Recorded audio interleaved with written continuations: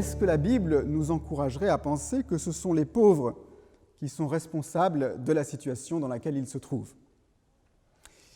Alors, il me semble que dans la masse des textes bibliques qui évoquent le pauvre, la veuve, l'orphelin, l'immigrant ou l'indigent, il n'y a généralement aucun jugement moral porté sur la situation de pauvreté du pauvre. Dans la plupart des cas, la cause de la pauvreté du pauvre n'est pas indiquée très explicitement. L'Ecclésiaste souligne que les circonstances, bonnes ou mauvaises, surviennent pour tous sous le soleil, et nous dit que dans ce contexte-là, le pain n'est pas pour les plus sages, ni la richesse pour les plus intelligents. La vision biblique globale nous amène aussi à confesser que la pauvreté s'inscrit de manière mystérieuse dans le plan du Dieu qui gouverne toutes choses. En caractérisant la situation des pauvres, la Bible évoque souvent explicitement les injustices dont les pauvres sont régulièrement les victimes. Le nombre de textes que l'on pourrait citer à ce sujet est assez impressionnant. La Bible dénonce en particulier ceux qui ne payent pas à leurs ouvriers le salaire qui avait été convenu, profitant du fait que les pauvres ne sont pas en mesure de faire valoir leurs droits. Ce genre de situation peut dégénérer en un véritable esclavage dans lequel certains se retrouvent totalement à la merci de plus forts qu'eux et incapables de satisfaire à leurs besoins les plus élémentaires, comme on peut le voir dans une description assez saisissante du livre de Job. Je voudrais en lire quelques versets au chapitre 24. Ça semble très actuel, alors que dans la chronologie biblique, c'est très ancien. C'est Job qui parle et qui dit ceci: « Pourquoi des temps ne sont-ils pas mis en réserve de la part du Tout-Puissant? Et pourquoi ceux qui le connaissent ne voient-ils pas ses jours ?» On déplace les bornes. Alors les bornes servaient à marquer les limites de la propriété. Déplacer les bornes, c'est agrandir sa propriété aux dépens de celui qui n'est pas capable de se défendre. On déplace les bornes, on vole des troupeaux et on les fait paître. On amène l'âne des orphelins. On prend pour gage le bœuf de la veuve. On fait dévier les pauvres du chemin. On force les malheureux du pays à se cacher tous ensemble. Et voici, comme des ânes sauvages dans le désert, ils sortent à leur travail dès l'aurore pour avoir de la nourriture. Il n'y a que la steppe pour fournir du pain aux enfants. Dans la campagne, ils coupent le fourrage et vendangent la vigne du méchant. Ils passent la nuit tout nus, sans vêtements. Ils n'ont point de couverture contre le froid. Ils sont trempés par la pluie des montagnes et, manquant de refuge, ils saisissent les rochers dans leurs bras. On arrache l'orphelin avec violence. On prend des gages sur le malheureux. Ils sont tout nus, sans vêtements et affamés. Ils portent les gerbes. Dans les enclos, ils font de l'huile. Ils foulent le pressoir. Et pourtant, ils ont soif.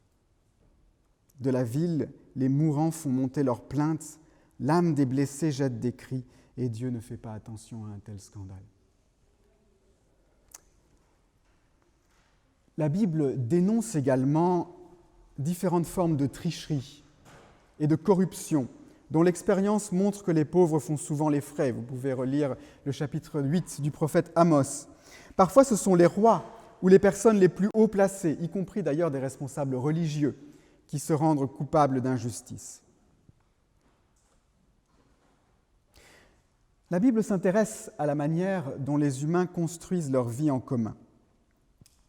La valeur d'une société se mesure aussi à la façon dont elle sait faire une place aux personnes les plus fragiles. Ce n'est pas un hasard si la législation civile d'Israël donnait une large place à des dispositions en faveur des pauvres. Mais d'autre part, le prophète Ézéchiel affirme que le péché de Sodome a notamment consisté à, tout en disposant de pain à satiété, ne pas fortifier la main du malheureux et du pauvre. Certains passages de la Bible semblent désigner des pratiques tendant à rendre l'oppression des pauvres légale ou au moins à se servir de la loi pour les opprimer. Et on peut également évoquer les cortèges de malheur et d'horreur qui accompagnent les guerres. Et dans la Babylone du chapitre 18 de l'Apocalypse, tout s'achète et se vend, y compris les corps et les âmes des humains. On peut parler dans ce genre de cas d'un système mauvais, avec un potentiel destructeur démultiplié par rapport à ce qu'un simple individu mauvais est capable de faire. L'oppression systémique des pauvres, c'est aussi une réalité. Faut-il comprendre que les injustices dont nous venons de parler sont la cause de la pauvreté des pauvres? En tout cas, il faut dire qu'elles aggravent leur situation et peuvent largement contribuer à la pérenniser. Maintenant, si la Bible parle souvent des injustices dont les pauvres sont les victimes, il ne faudrait pas se hâter d'en conclure que tous les pauvres sont toujours victimes d'injustice. Que l'injustice des autres, des riches, des puissants, des autorités politiques ou des nations dominantes représente l'explication universelle au phénomène de la pauvreté. Une prescription qui peut nous surprendre dans la loi de Moïse alerte le lecteur attentif. Tu ne favoriseras pas l'indigent dans son procès. L'Écriture ne nous laisse pas verser dans l'idéologie qui donne systématiquement raison aux pauvres simplement parce qu'il est pauvre. Plus encore, on peut dire que parfois des choix personnels peuvent conduire quelqu'un à la pauvreté. Plusieurs versets du livre des Proverbes soulignent les conséquences désastreuses de la paresse ou de l'abus d'alcool. Et dans ces passages-là, la pauvreté semble être comme une conséquence naturelle de certains comportements. La face positive de cet enseignement, c'est que l'Écriture semble encourager une aide responsabilisante des pauvres, comme on le voit avec les lois sur le grappillage et le glanage, qui représentent un dosage assez subtil de générosité et en même temps d'une générosité dans laquelle celui qui reçoit ne se trouve pas dans une simple position de bénéficiaire passif, mais ce qu'il obtient à la fin de la journée dépend en partie de l'effort qu'il a voulu consentir. Plus difficile, il faut mentionner aussi ces textes de l'Ancien Testament qui présentent les conséquences de l'obéissance et de la désobéissance du peuple d'Israël en termes de prospérité ou de malédiction. Et parmi ces malédictions, il y a bel et bien la faim, la soif, le dénuement et le fait de manquer de tout. Autrement dit, les ingrédients de la pauvreté. Ici, le malheur semble plutôt le résultat d'une intervention plus surnaturelle de Dieu pour punir les pécheurs.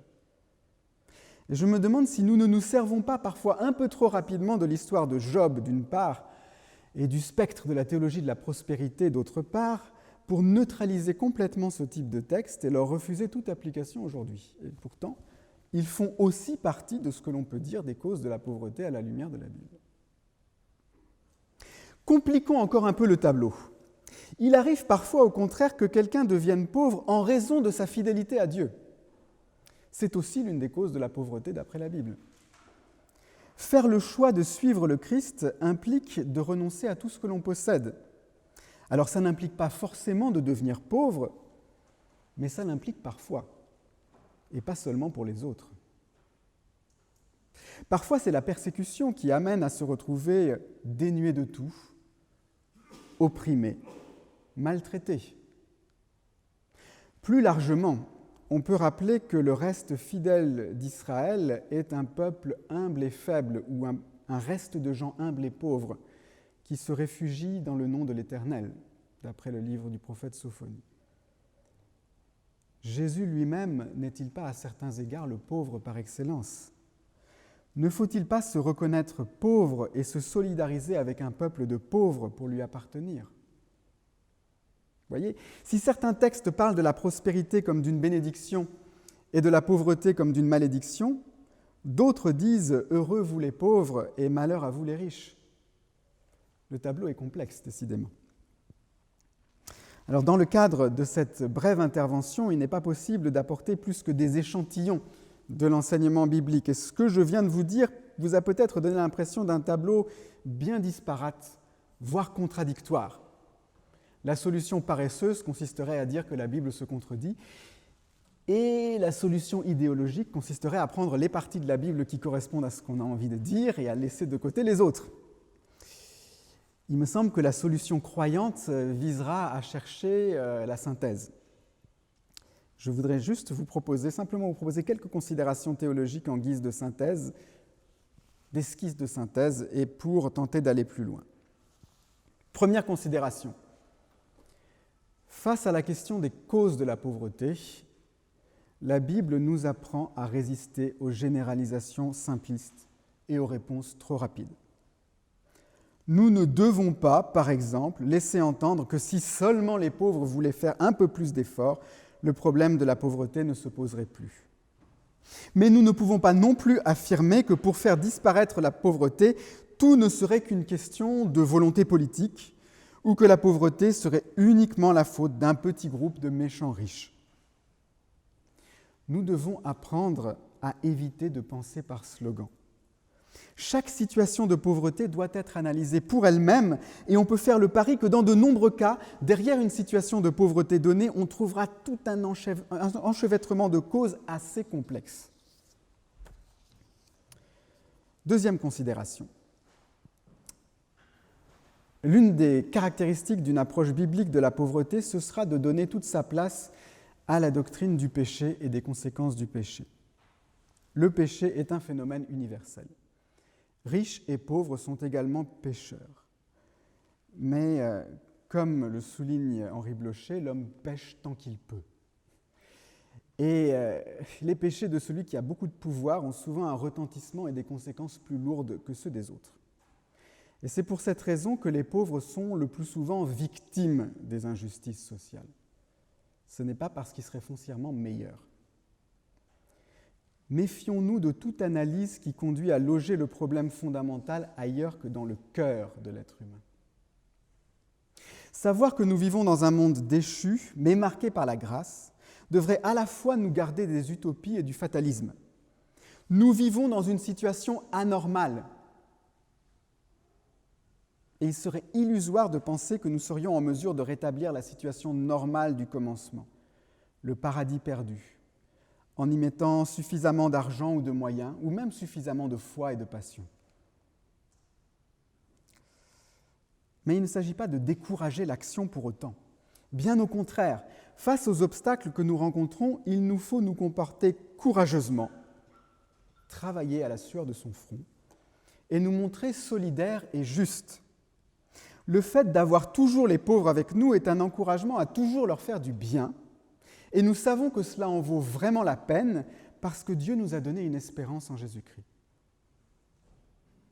Troisième considération, la vision biblique du monde nous aide à réfléchir et à agir de manière réaliste face au problème de la pauvreté. Mais l'inverse est malheureusement vrai.